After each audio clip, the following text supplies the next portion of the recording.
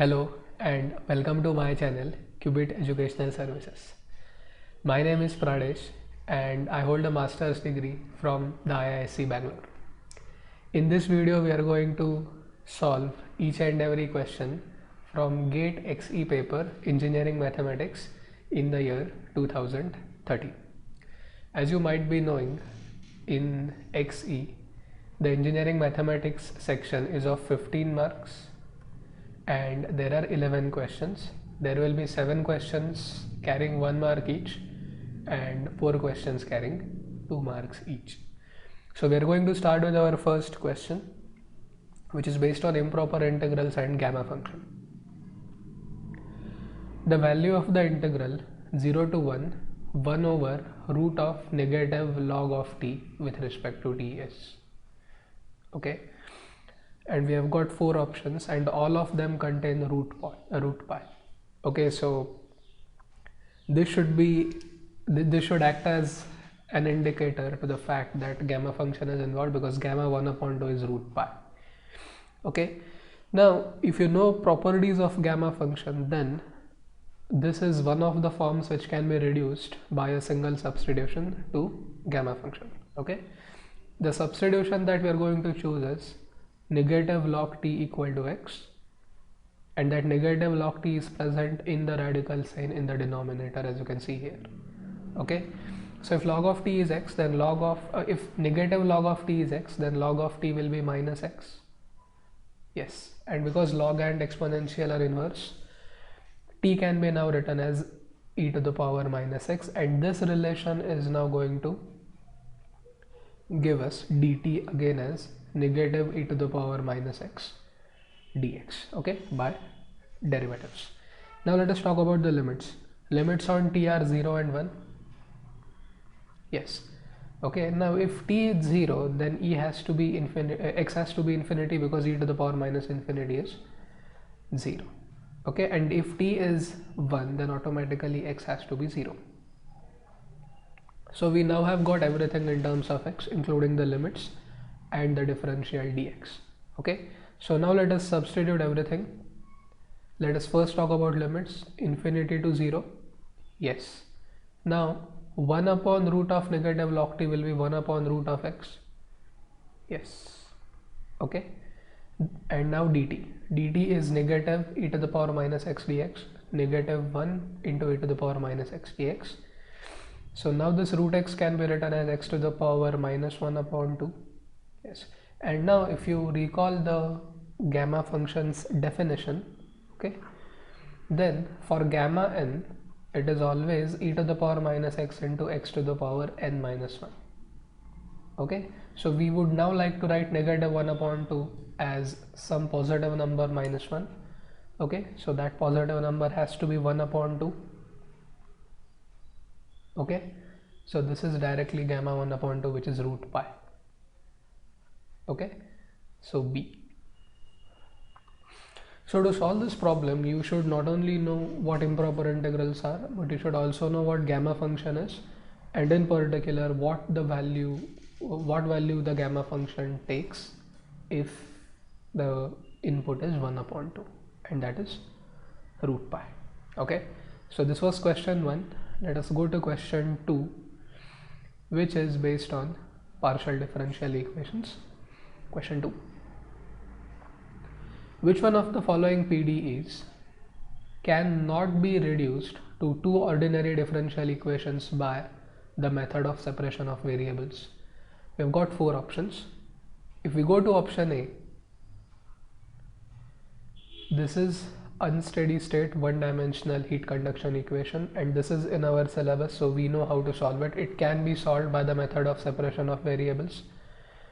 Yes. Let's go to B. Now B is a hyperbolic partial differential equation. Okay, in fact it is one-dimensional wave equation, dabba to u by dabba d squared minus dabba to u by dabba x squared equal to 0. So this can again be solved by the method of separation of variables. Yes. Okay, so it then boils down to the options C and D, and both of them consist of a mixed second order partial derivative each. Okay, so let us check with C. We have to now assume that u is in the form f of x into g of t, that means u is a product of a function of x and a function of t. Okay, so let us now go to C.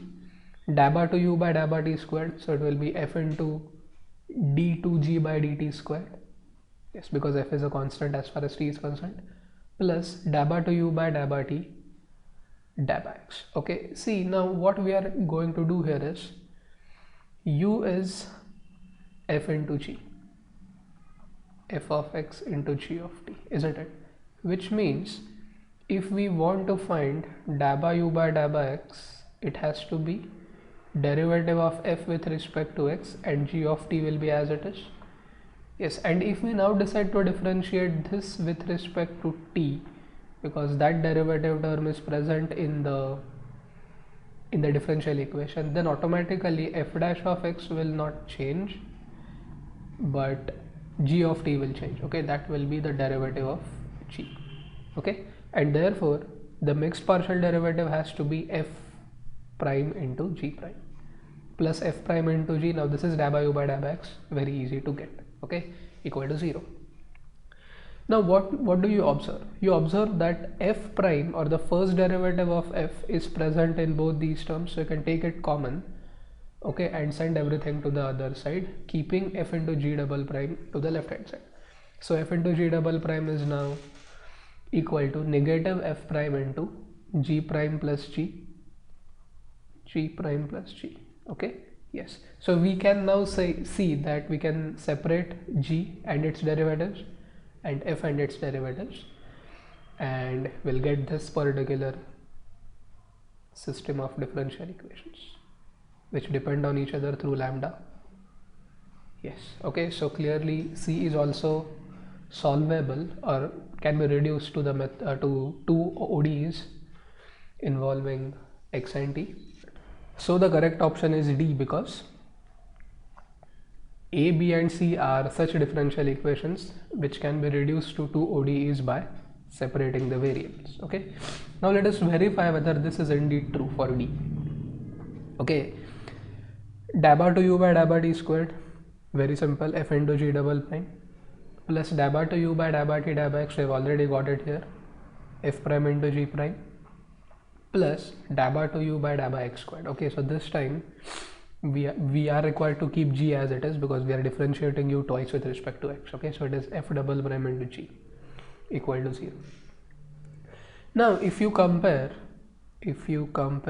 this differential equation with this, okay, you immediately notice that in the previous case, that is in option C, we could take f prime common, okay, and in the bracket we could write g prime plus g, but here you cannot do anything of that sort, because here we have got f double prime, and here we have got f prime, and here we have got f. Okay, so nothing can be taken common, and see, this goes even with g double prime, g prime and g.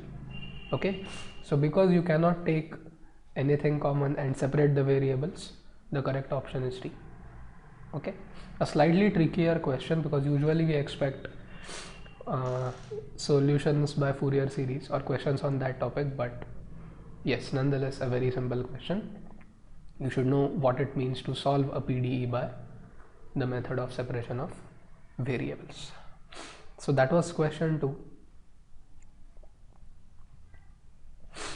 Let us now go to question 3, which is based on Fourier series. Okay, but I'm also going to tell you a shortcut to solve this.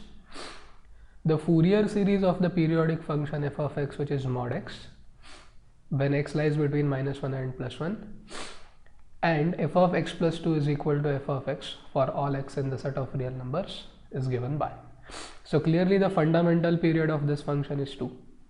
Okay, and the Fourier series has already been given to us. It is 1/2 minus summation n running from 1 to infinity 4 into cos of 2n minus 1 pi x upon 2n minus 1 squared into pi squared. Using the above, the sum of the infinite series 1 plus 1/3 squared plus 1/5 squared plus so on is. Okay, so observe that what you are basically taking is the sum of reciprocals of all odd natural numbers. Okay, 1, 3, 5 and so on. Pi squared by 4, 3 pi squared by 8, pi squared by 8 and pi squared by 2. Okay, now you can actually solve this problem by eliminating the options. Okay, and for this you need to know what is more popularly known as the Basel problem.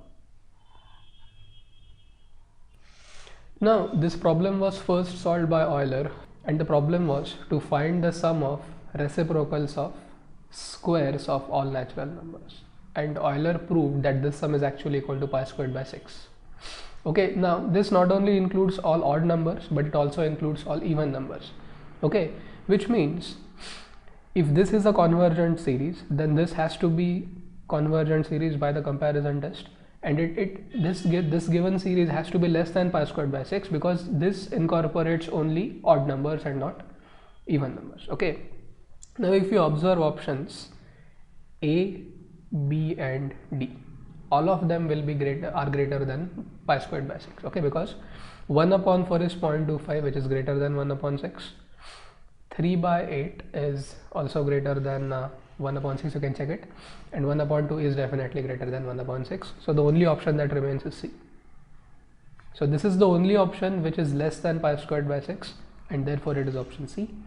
If you know this, you can solve it even by observation. But if you don't know it, then let us solve this problem by the intended way. And the intended way is to substitute x as 0 in the function as well as in its Fourier series representation. Okay, so if we substitute x equal to 0, f of 0 will be mod 0 or 0, yes. Okay, and now let us go to this, because this is the term where x appears, and because x is 0, cos of 0 is 1, so it will simply be 1 upon 2 minus summation 4 upon 2n minus 1 squared into pi squared. Okay, yes. Now pi squared being a constant, it will come outside the summation. Yes. Okay, so what I've done is I've shifted the series to the other side, so it will acquire a positive sign. Okay, so 4 upon pi squared into, now let us start substituting n as 1, so it will be 1 upon 1 square, next n 2 into 2 4 minus 1 3, so 1 upon 3 square, then the next one. Now this is an arithmetic progression involving only odd numbers. Okay, so if you shift this constant 4 upon pi squared to the other side, you will get the required infinite series as pi squared by 8, as obtained by the comparison test and by the elimination of the options, that is C. Okay, so this was question 3. You can say that it is a trick based question, but even if you don't know the trick, you can very easily solve by substituting x equal to 0. Let us now go to question 4, which is based on complex differentiation. Consider the function f of z given by z squared into z bar, where z is a complex number, and at z equal to 0 the function f is, okay, or does. Option A does not satisfy the Cauchy-Riemann equations. Option B satisfies the equations but is not differentiable. Option C differentiable but not analytic. And option D analytic. Okay, the first thing that you should do is you should substitute z as x plus iy and z bar as x minus iy, because z bar is the complex conjugate of z. Okay, and then we will get f of z in terms of x and y. Okay, z squared, so x plus iy bracket squared, into z bar, so into x minus iy. Okay, now let us expand the first bracket by a plus b bracket squared formula, so it will be x squared plus square of iy, so minus I squared, plus 2 into x into iy, okay, into x minus iy. The next step has to be finding the real and the imaginary parts of f of z, because only then we can apply the Cauchy-Riemann equations. Okay, now how can we get the real part of f of z? Go to the real part of the first term and real part of the second term, okay, and take their product. So x cube minus xy squared, that forms one of the terms in the real part. The other one is obtained when we multiply the imaginary parts, okay, because I squared is again a real number. I squared is minus 1, this minus I has a negative sign, so effectively it will be plus, okay, and 2xy into y is 2xy squared. So obtaining the real part is now complete of the function. Let us call it u, which is the standard notation. Okay, now let us go to v, which is the imaginary part of f of z, and to obtain the imaginary part we have to multiply x squared minus y squared by minus iy and 2xy by x, isn't it? Because both of them should contain I. Okay, so I've taken that I outside. 2xy into x is 2x squared y, and x squared minus y squared into minus y is minus x squared y, minus into minus plus, so plus y cubed. And this is our v. Okay, and now let us recall the Cauchy-Riemann equations. Okay, first one is da by u by da by x equal to da by v by da by y, and the second one is da by u by da by y equal to minus da by v by da by x if our function is u plus iv, isn't it? So let us now go to da by u by da by x, which is 3x squared minus y squared plus 2y squared. Yes. Da by v by da by y, 2x squared minus x squared plus 3y squared. Yes. Okay, now observe that if we substitute x and y at 0 because our complex number is 0, then we are indeed getting da by u by da by x equal to da by u by da by y. So first Cauchy-Riemann equation is satisfied. Okay. Point number 2 or equation number 2, da by u by da by y 0 minus 2xy plus 4xy. Yes. Da by v by da by x with a negative sign, so I have kept that negative sign here. Okay, now da by v by da by x 4xy minus 2xy plus 0. Okay, now what do you see? Again, if we let x and y to be 0, then da by u by da by y and minus da by u by da by x both are 0. So it is true that Cauchy-Riemann equations are satisfied. Okay, so definitely A is ruled out. Okay, now to decide whether the function is differentiable, what I'm going to do is I'm going to pick two different paths. Okay, first one along x-axis and the other one along y-axis. Okay, now if we are along the real axis or x-axis, then clearly y is 0. Okay, so in the definition of the function, okay, f of z, x is equal to z, so our function f of z is going to be simply x squared into x, so z cube. Okay, and then the derivative will be 3z squared, isn't it? Yes. Now let us go to the new path. Okay, that is vertical path along y-axis. Okay, now along y-axis, what are we getting? We are getting x at 0 because it is a purely imaginary axis. Yes, which means z is now iy. Therefore, in the definition, we are going to get z squared into minus z or minus z cubed. Okay, and if f of z is minus z cubed, what is f dash of z? Minus 3z squared. Yes, which means as far as these two paths are concerned, the value of the derivative is still 0. Okay, because 3z squared minus 3z squared, it doesn't even matter. Okay, because z is 0, so everything will be 0. But there exists no neighborhood centered at the origin where f dash of z is given by a unique definition. Okay, which means at 0 the function is differentiable, but not in the neighborhood of the number 0 centered at origin. What does this mean? This means it is differentiable at the origin but not analytic. Okay, so the correct option is C. It is differentiable and the derivative being 0 at 0, but it is definitely not analytic. Okay, so question 4, option C. Let us now go to question 5, which I think is based on integration. Yes. Okay, now we are going to solve it with the help of residue theorem. Question 5 from complex integral calculus. The integral along closed curve C of z plus 4 upon z plus 1 into z minus 2 the whole cubed with respect to z along the contour C, which is given by mod of z minus bracket 1 plus I equal to 2, oriented anti-clockwise, is equal to 0, 2 pi I by 9, negative 2 pi I by 9 and 4 pi I by 9. Okay, now because this is a rational function, let us directly go to the denominator. and the function is not going to be defined and hence not analytic when the denominator is 0. So we have got two poles now, z equal to -1 due to the factor z plus 1 and z equal to 2 due to the factor z minus 2. Okay, now we have to determine their locations with respect to the curve, okay, which is a circle of radius √2.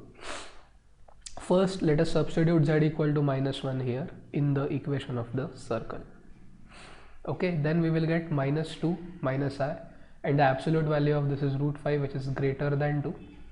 So this pole lies outside clearly. Okay, now let us go to the second one, that is 2. Okay, so if we substitute z equal to 2 here, 2 minus 1 will be 1, so it will be 1 minus I, and mod of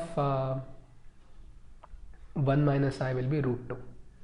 Okay, so this is definitely less than 2, so inside. Okay, I think I said that the radius is √2. No, the radius is still 2. Okay, yeah, radius is 2. Okay, so we are required to find the residue only at that pole which lies inside the contour. Yes, and that is the second pole, and this being a pole of order 3, the integral by the residue theorem will be, by residue theorem will be 2 pi I into 1 upon 3 minus 1 factorial or 2 factorial into the value of the second derivative. Now why second? Because the pole is of order 3. Okay, so it is always n minus 1. Yes, of the function multiplied by the factor z minus 2 to the power 3. Okay, so basically z plus 4 upon z plus 1. Yes, now you write this as z plus 1 upon z plus 1 plus 3 upon z plus 1. Okay, typically this is what we do if we are to integrate this, right? Now this will be 1. Okay, and the second derivative of 1 is 0, so don't worry about the first function now. Let us now go to the second function, and we are required to find its second derivative. Okay, take 3 outside. First derivative will be minus 1 upon z plus 1 bracket square, and derivative of that will be negative 2 upon z plus 1 to the power 3. Okay, yes, now we have to substitute z equal to 2, because mind you, this is what we should do if we are applying the residue theorem. Okay, alright, so substituting z equal to 2, denominator is 3 cubed, so 27. Numerator will be 3 pi I into 2 or 6 pi I. Yes, okay, and if you cancel it, cancel the factor 3, then this will be 2 and this will be 9, so 2 pi I by 9 is the answer. That is option B.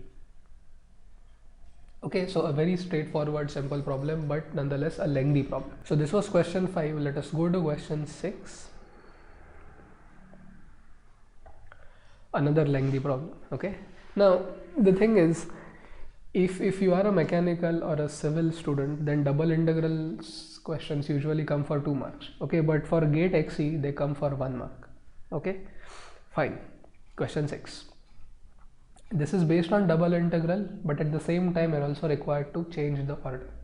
Okay, the integral 0 to 1 x squared to x of x upon y into e to the power minus x squared upon y dy dx equals. Okay, now first we have to identify which variable is the inner variable and which one is the outer. Clearly these include x, the limits, so the inner variable has to be y. Okay, so the limits on y are x squared and x, so the outer limits are on x, 0 and 1. Yes.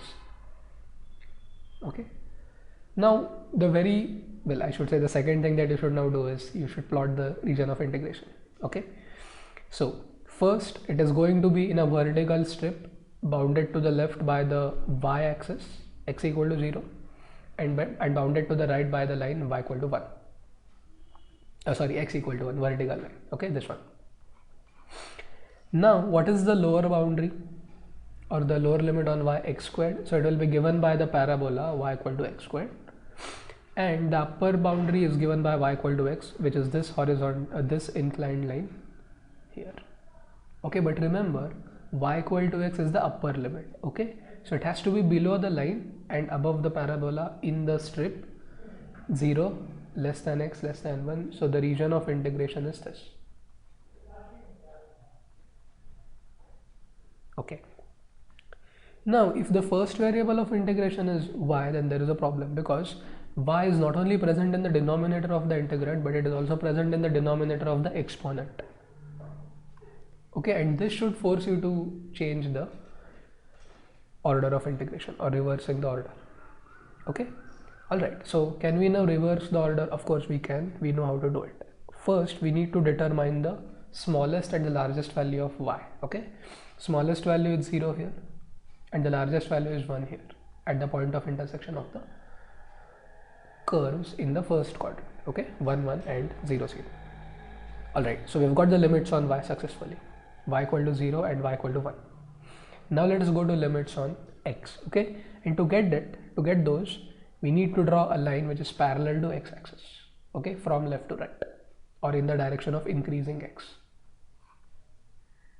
Now that the line enters the region of integration after it crosses the line y equal to x, so the lower limit on x will be given by the equation of that line. So x is equal to 1. Okay, now before our line leaves the region of integration, it has to cross the parabola y equal to x squared. Okay, and this is in the first quadrant, so we have to consider the positive root. Okay, so we need to take x as root y and not minus root y. Okay, because minus root y is somewhere here. Alright, yes, so we have got the limits correctly. Now what I have done again is, or what I did is, I wrote negative 1 upon 2 here. Okay, so I multiplied and divided by negative 2. Okay, so the reason is I noticed x upon y here and the negative sign here. Okay, and the derivative of x squared is 2x, and that's the reason I divided by negative 2 and multiplied by negative 2. Okay, so now we can happily integrate this with respect to x. I'm not going to show the details because at this stage you should know how to how to solve the problem without actually writing the substitution. Okay, so the substitution is going to be minus x squared upon y equal to t, and treating y as a constant. Okay, because the derivative of the exponent is available, minus 2x upon y. Okay, so it will be directly e to the power minus x squared upon y, yes, with limits y and root y. Okay, now x is gone, we have to substitute x as root y first, so it will be minus y. Okay, and y upon y is 1, so e to the power minus 1. Okay, now the lower limit, e to the power minus y squared upon y, or e to the power minus y. Okay, now comes the time of definite integration with respect to y. A simple problem, take this constant outside. Integral of 1 upon e will be y upon e. Directly substitute the limits, upper limit 1, lower limit 0, so you'll just get 1. Okay, now integral of e to the power minus y is minus e to the power minus y. Yes. Okay, so minus, and in the bracket we have got e to the power minus y. If we let y to be 1, then we are going to get e to the power minus 1, and if we let y to be 0, then we are going to get 1, simply 1. Okay, yes, so now it just needs to be simplified so that we can get it in the form that is present in the options. Okay, yes, so keep this negative 1 upon 2 as it is. This is 1 upon e, negative into negative positive, so it will be positive 1 upon e, but again minus 1, so minus 1. Okay, yes, so effectively we are getting 2 upon e minus 1, or 1 upon 2 minus 1 upon e. Take LCM, so it will be e minus 2 upon 2e, and that is option D. Yes, see, it means to solve this problem you should not only know how to interpret a double integral, but you should also know how to plot the region of integration and how to reverse the order, and that's not the case. Okay, you are also required to bring in the integration by substitution. Okay, so you should also be good at that, and eventually you should do these calculations with utmost care. Okay, because the options are confusing. E minus 2 upon e, e minus 2 upon 2e, and so on, e minus 1 upon 2e, and e minus 1 upon 2. Okay, so please be very careful while doing the calculations. So we have solved it anyway. So this is question 6 based on multiple integrals. Let us now go to the last question, last 1 mark question, which is based on binomial distribution. Question 7. If the mean and variance of a binomial distribution are 6 and 2 respectively, then the probability of 2 failures is. Now this is, I would say, a 12th standard question. Okay, mean is given in usual notations. Mean is NP, variance is given, so it is NPQ. So from this we will get Q as 1 upon 3, right? 2 upon 6. So because P plus Q is 1, success probability plus failure probability in one single experiment, P will be 1 minus Q or 2 by 3, and this is going to give us N.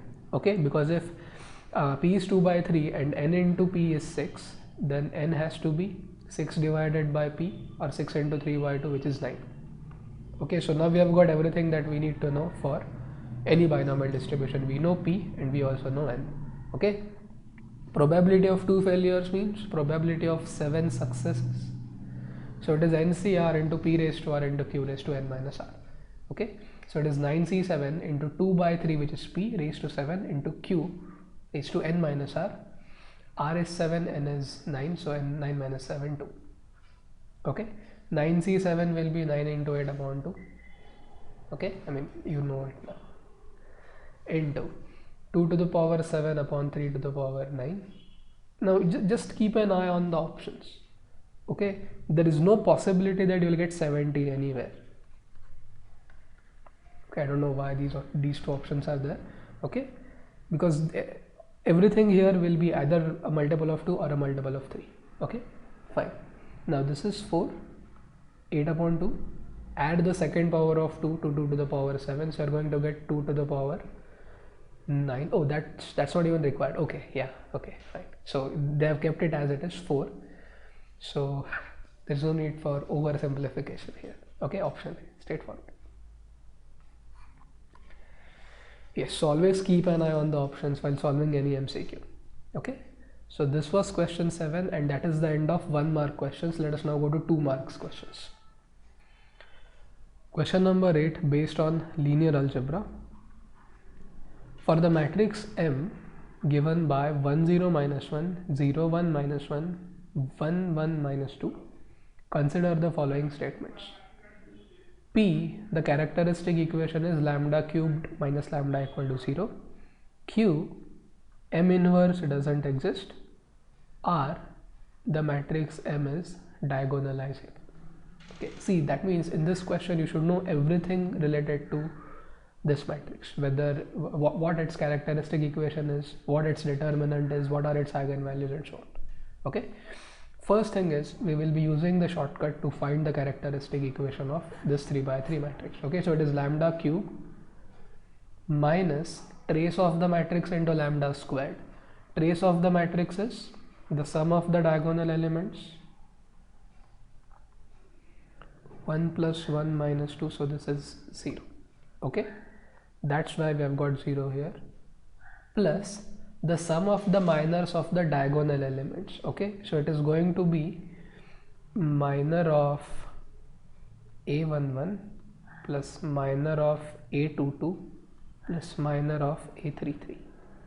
Okay, now assuming that you already know how to find the minors, okay, if you calculate the minors of 1 1 and minus 2, they will turn out to be minus 1 and 5. Okay, well, let's do it. Let's go to the first one. Okay, this one. What is going to be its minor? 1 minus 1 1 minus 2. Okay, so it is going to be minus 2 plus 1, so minus 1, that is correct. Let us now go to this A22. What is its minor? 1 minus 1 1 minus 2. Okay, so again the same thing, so minus 1. And now let us go to A33. The minor is the identity matrix, is determinant 1 0 0 1, so on. Okay, fine. Now at the end you have to determine the determinant. Okay, so minus determinant of A equal to 0.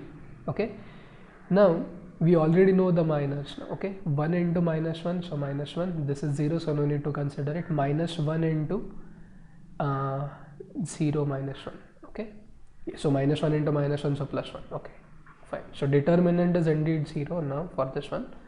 Yes. Okay, and of course the right hand side is 0. So what do you see now? You see that lambda cube is a term present in the characteristic equation. Yes. You also see that the term of lambda squared and the constant term, they are 0, right? Because the coefficients are 0, determinant is 0. Yes. So and what is the coefficient of lambda? Minus 2 plus 1, so minus 1, so minus lambda. So P is correct. Okay, and because the determinant is 0, M inverse doesn't exist, or it is a singular matrix, so Q is also true. Okay, so both P and Q are true. And now if we solve this equation, I mean it's a very simple trivial question. Take lambda common, you'll get lambda squared minus 1, so the eigenvalues will be 0, 1 and minus 1. Okay, now these eigenvalues are going to tell us whether the matrix is diagonalizable. Okay, if the eigenvalues are repeated, then the matrix may be diagonalizable or may not be. It all depends on what the eigenvectors are, whether they are linearly independent or not. But if the eigenvalues are distinct, then it automatically implies that the eigenvectors are linearly independent, which is a condition for diagonalization of the matrix, or diagonalizability, I should say. So everything is true. So which of the above statements are true? All of them. Option. Okay, so at first sight this question looked to be combining everything from three different I would say topics, inverse, then characteristic equation and diagonalization, but eventually everything boiled down to the characteristic equation and its roots. Okay, yes. Question 8, it literally tests you everything. Okay, everything that you know from linear algebra except the system of linear equations. That's question 8 for you.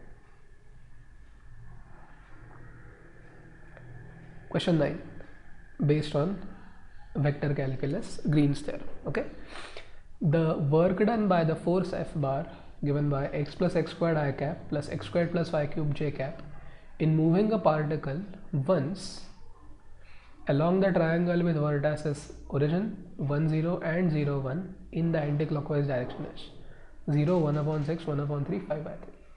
Okay, that means if we construct the figure,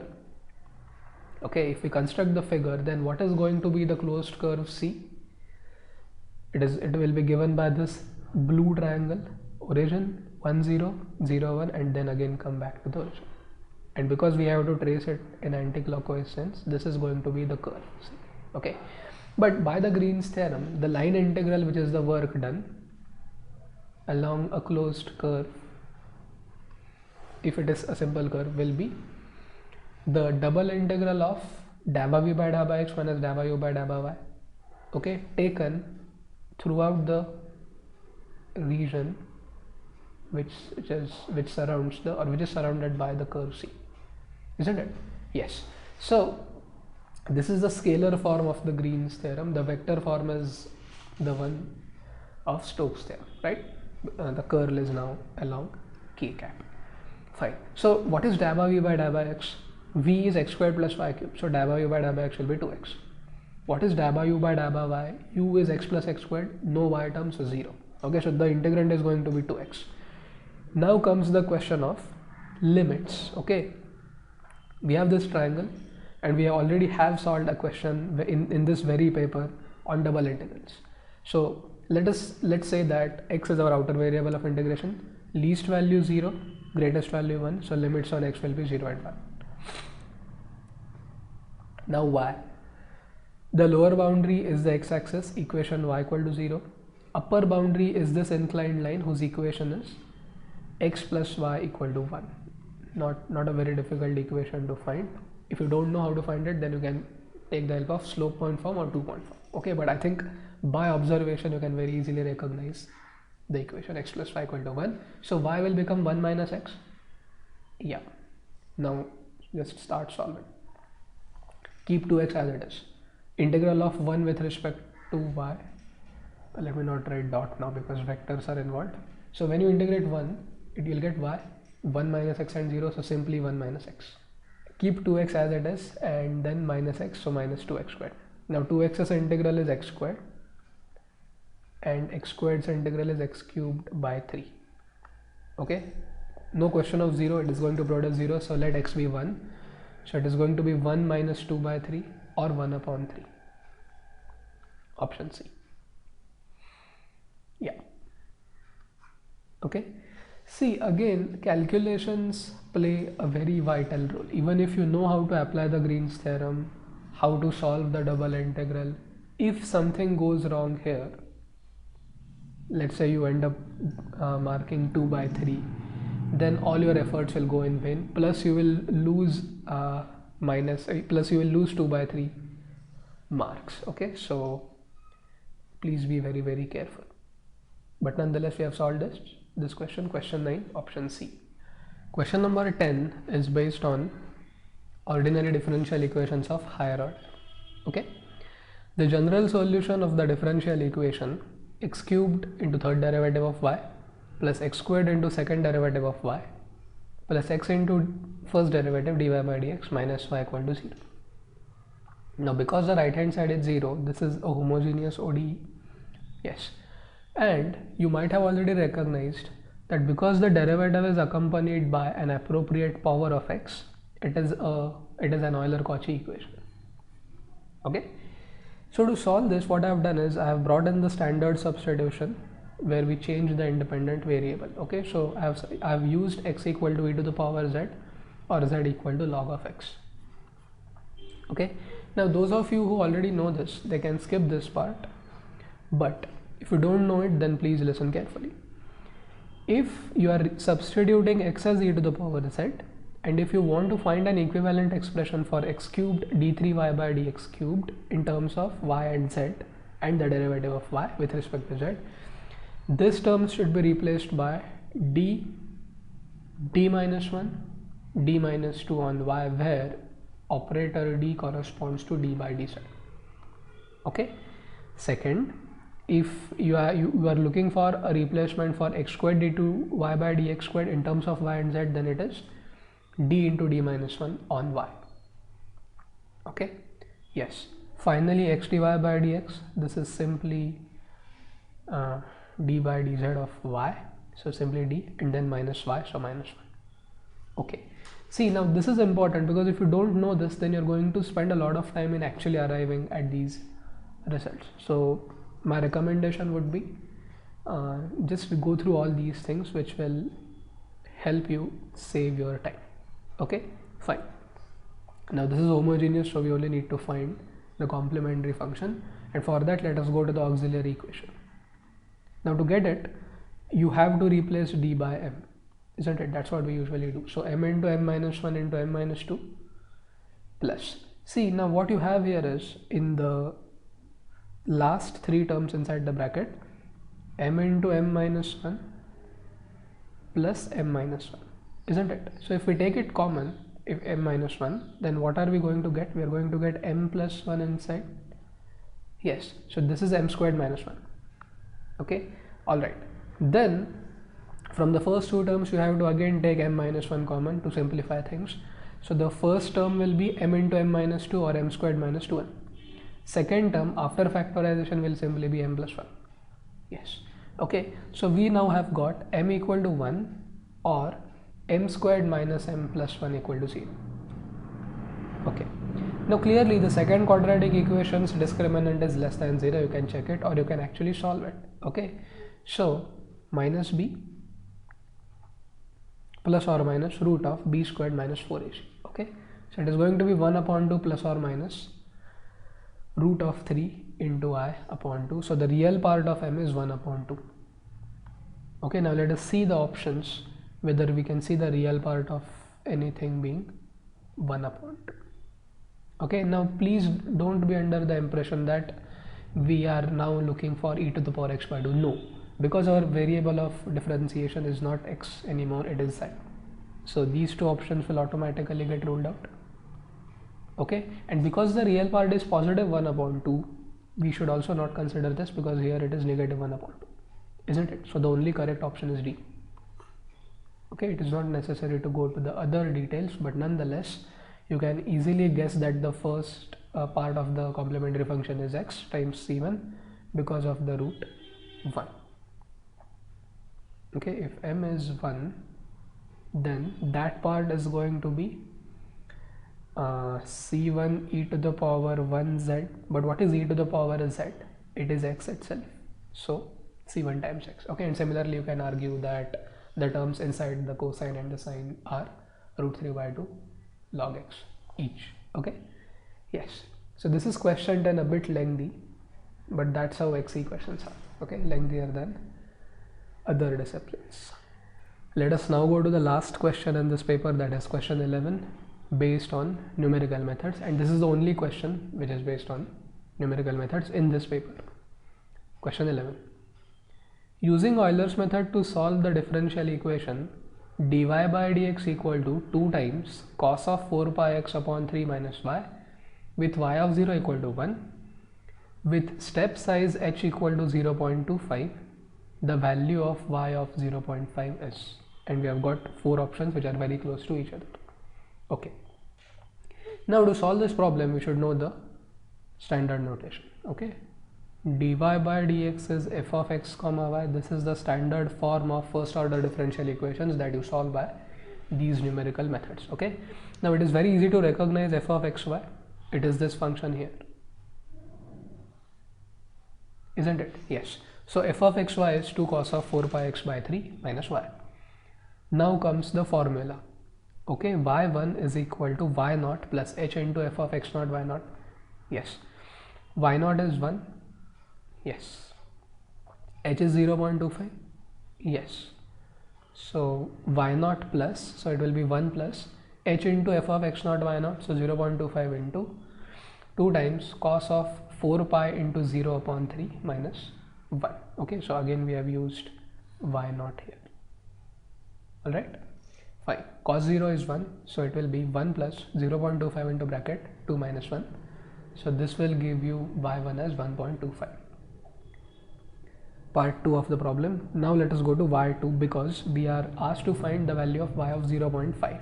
Okay, and this is the value of y at 0.25. Okay, so second iteration will be y2 equal to y1 plus h into f of x1 y1. Y1 is this value that we have got in our previous step. Yeah, 1.25 plus h is 0.25 into 2 cos 4 pi x upon 3 minus y. Now what is x that we should take? 0.25 or 1 upon 4.